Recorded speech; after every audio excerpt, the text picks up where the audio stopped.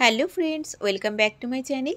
আমার চ্যানেল বাঙালি রান্নাঘরে আপনাদের সবাইকে ওয়েলকাম জানাচ্ছি একটা নতুন রেসিপির সাথে। আজকে আমি বানাচ্ছি একদম নতুন স্বাদের একটা ডিমের রেসিপি। এটা কিন্তু গরম ভাতের সাথে ভীষণই ভালো লাগে খেতে, আর খুবই কম উপকরণে কম সময়ে চটজলদি তৈরি হয়ে যায়। তাহলে চলুন আর দেরি না করে আজকের এই রেসিপিটা আমরা চটপট শুরু করে দিই।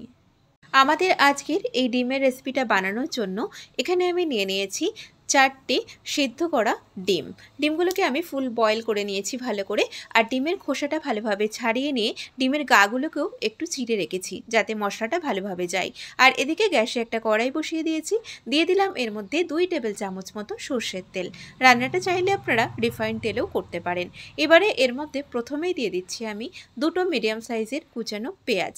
পেঁয়াজটাকে একটু হালকা বাদামি রং করে ভেজে নেব। আঁচটাকে একটু মিডিয়াম ফ্লেমে রেখে পেঁয়াজটাকে আমি একটু বাদামি রং করে ভেজে নিচ্ছি। আপনারা তো অনেক ধরনের বাড়িতে ডিমের রেসিপি বানিয়ে থাকেন। আমার রিকোয়েস্ট, আপনারা অবশ্যই একদিন আমার আজকের এই রেসিপিটা ট্রাই করবেন। দেখবেন গরম ভাতের সাথে ভীষণই ভালো লাগে খেতে। তো কথা বলতে বলতে দেখুন আমাদের পেঁয়াজগুলো কিন্তু বেশ ভাজা হয়ে গেছে। এবার এর মধ্যে আমি বেশ কিছু মশলা দিয়ে দেব। তার আগে সামান্য পরিমাণে একটুখানি জল দিয়ে দিলাম। এবারে এর মধ্যে দিয়ে দিচ্ছি আমি 1 টেবিল চামচ আদা রসুন বাটা। আদা আর রসুন একসাথে আমি পেস্ট করে নিয়েছি, সেটা দিয়ে দিলাম। দিয়ে দেবো এর মধ্যে বেশ কিছু গুঁড়ো মশলা।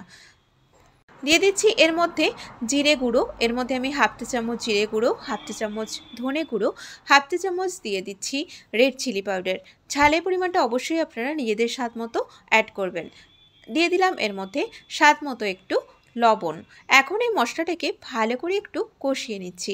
মশলা যত ভালো কষানো হবে তত কিন্তু রান্নাটা ভালো হবে। তো মশলাটাকে আমি বেশ অনেকটাই কষিয়ে নিয়েছি। মশলাটা বেশ কিছুটা কষানো হয়ে গেলে এবারে এর মধ্যে আমি দিয়ে দিচ্ছি প্রায় 2 টেবিল চামচ মতো টমেটো কেচাপ।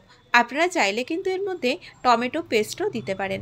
আবারও এটাকে ভালো করে আমি মিক্সড করে নিলাম। তো আমাদের কিন্তু মশলাটা বেশ কষানো হয়ে গেছে, মশলা থেকে তেলও ছেড়ে এসেছে।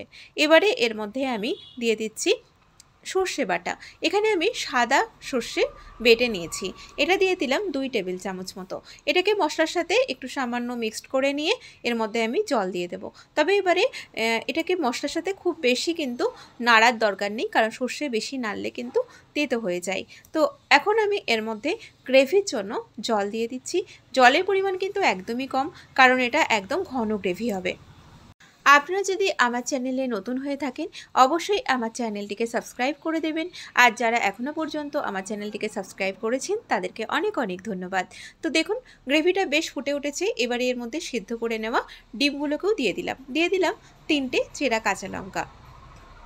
আপনারা যদি চান তাহলে ডিমগুলোকে কিন্তু একটু হালকা করে ভেজেও কিন্তু রান্নাটা করতে পারেন। তো দেখুন আমাদের আজকের এই রেসিপিটা কিন্তু প্রায় হয়ে এসেছে।